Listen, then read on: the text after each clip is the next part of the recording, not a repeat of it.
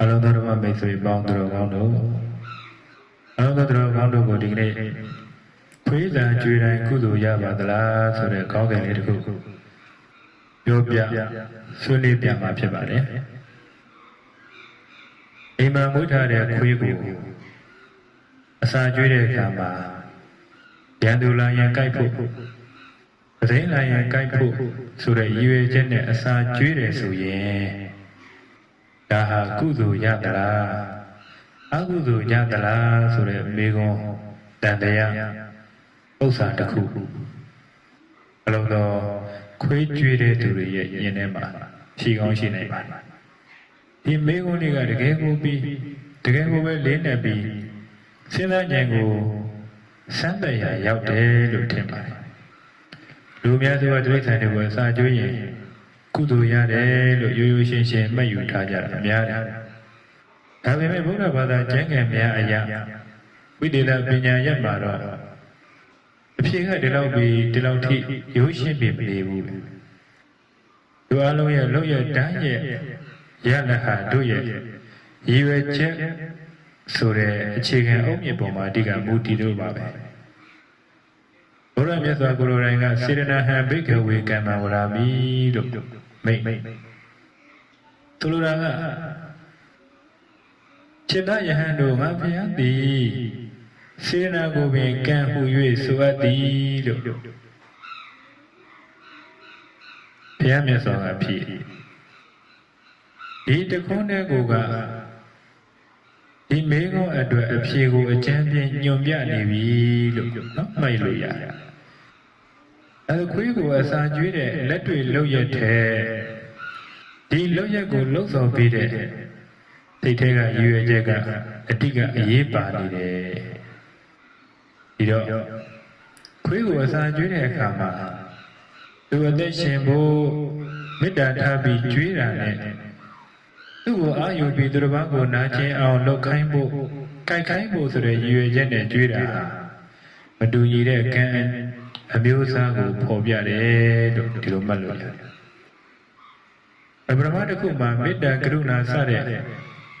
ကုသိုလ်တရားတွေပေါင်းစပ်နေတယ်ဒုတိယတစ်ခုမှာတော့ဒါနဆိုတဲ့ကုသိုလ်တစ်ခုရှိနေတော့လည်းပဲ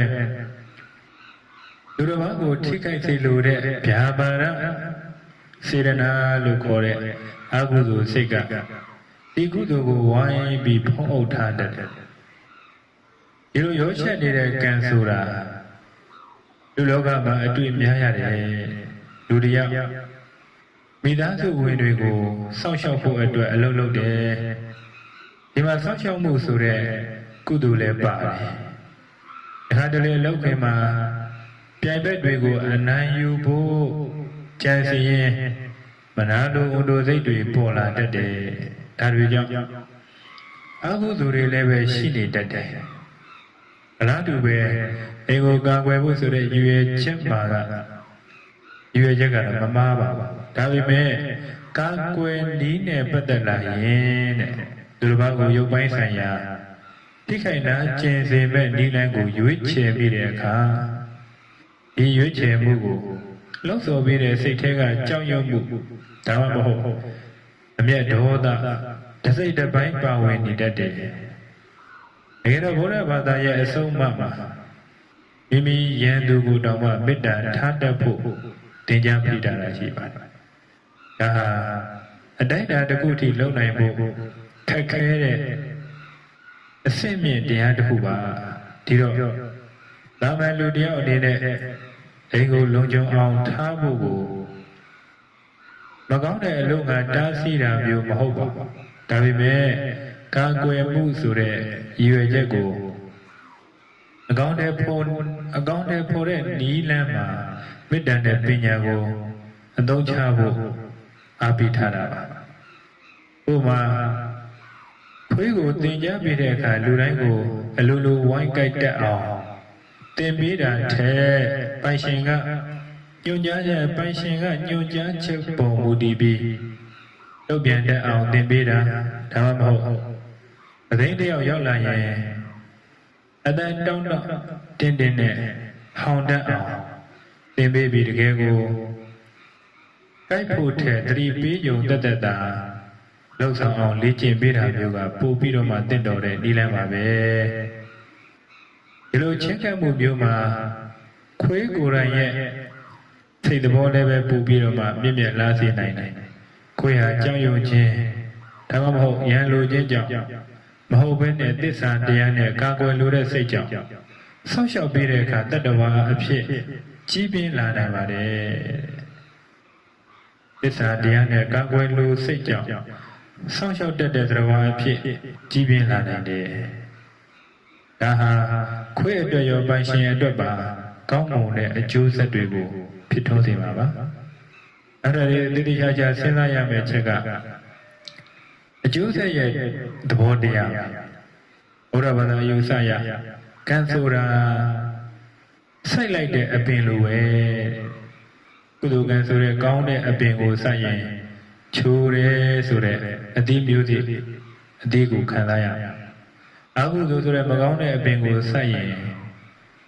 ထားတတ်တဲ့အသီးကိုစားရမယ်ဒီလိုပဲခွေးကိုအစာကျွေးမွေးတဲ့အခါမေတ္တာစေရနာတတ်နဲ့စိုက်လိုက်တဲ့ကံဟာနောက်တစ်ချိန်မှာချစ်ချင်းမေတ္တာကုညီမှုတွေကိုပြန်လည်ရရှိစေတဲ့အသီးအပွင့်ကိုဖြစ်ထွန်းစေပါလိမ့်မယ်ဒါပေမဲ့အဲ့ဒီကံထဲမှာသူတစ်ပါးကိုနာကျင်စေလိုတဲ့စေရနာအနေငယ်ယုံလုံးနေမယ်ဆိုရင်ဒီအသီးဟာချုံမြင်မှုနဲ့အတူခါတတ်မှုလည်းပူးတွဲပါဝင်နေတတ်ပါတယ်ဥပမာအိမ်မှာအိမ်ကိုကာကွယ်ဖို့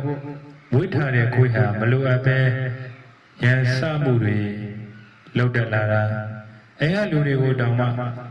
စိတ်မချတော့တာအိမ်နာချင်းတွေကိုအိမ်နာချင်းတွေအဆင်မပြေတော့တာစတဲ့ပြဿနာမျိုးတွေကြုံလာနိုင်တယ်ပေါ့ဒါတွေဟာမကောင်းတဲ့စေရနာကြောင့်ဖြစ်ပေါ်တဲ့အကျိုးဆက်တွေလို့ယူဆနိုင်တယ်။ဒါကြောင့်ဘုရားဘာသာလမ်းစဉ်ကိုလိုက်နာသူတယောက်အတွက်အရေးကြီးဆုံးကသတိနဲ့စင်ကြင်ဉာဏ်ကိုအသုံးချပြီးမိမိရဲ့လောက်ရတန်းရဲ့နောက်ွယ်ကစေရနာကိုစစ်ဆေးနိုင်ဖို့ပါပဲ။အိမ်ဆောင်ခွေးကိုအစာကျွေးနေခြင်းကိုမကြည့်ဖို့လိုတယ်ပေါ့။ဒီခွေးကိုဘာကြောင့်ကျွေးနေတာလဲသူ့ကိုမေတ္တာထားလို့လားဒါမှမဟုတ်သူ့ကိုအသုံးချပြီးသူများကိုထိခိုက်နာကျင်စေဖို့လားဆိုတာကိုသိဖို့လိုပါတယ်ဒီလိုတတိထားခြင်းအပြင်ကုသိုလ်နဲ့အကုသိုလ်ကိုကွဲပြားခွဲခြားနိုင်မှာဖြစ်ပါတယ်နောက်ဆုံးအနေနဲ့ပြောချင်တာကဘုရားဘာသာကိုင်းဆိုင်သူတရားအနေနဲ့ကုသိုလ်နဲ့အကုသိုလ်ကိုအမှန်တကယ်ခွဲခြားနိုင်ဖို့ဆိုတာကိုလုံးတဲ့အပြုအမူရဲ့ရုပ်ပိုင်းဆိုင်ရာပုံစံထက်ဒီအပြုအမူကိုဥတည်စေတဲ့စိတ်ထဲကစေရနာကိုတည်နာလဲပြီးစင်ញနိုင်စွမ်းပေါ်မှာမူတည်တယ်။အိမ်တော်ခွေးကိုကျွေးမွေးဆောင်ရှောက်ခြင်းဆိုတဲ့လုပ်ရမှာကုသိုလ်ရလို့ရင်တော့ဒီရဲ့စေရနာကိုစင်ကြယ်အောင်ထားနိုင်ဖို့လိုပါလိမ့်မယ်။ခွေးကိုမေတ္တာနဲ့ပြည့်စုံဆောင်ရှောက်ပါ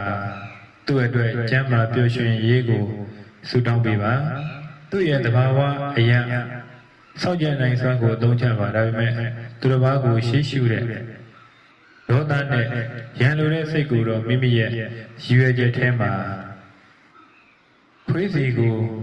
မယူဆောင်သွားပါစေမိပါစေနဲ့ဒီလိုမှသာဒါနဆိုတဲ့ကုသိုလ်ရောကောင်းမှုကိုစင်ကြယ်စွာရရှိနိုင်မှာဖြစ်ပါတယ်။ဒါနဆိုတဲ့ကုသိုလ်ကောင်းမှုကိုစင်ကြယ်စွာရရှိနိုင်မှာဖြစ်ပါတယ်။အဲကြောင့်ဒါနဆိုတဲ့ကုသိုလ်ကောင်းမှုကို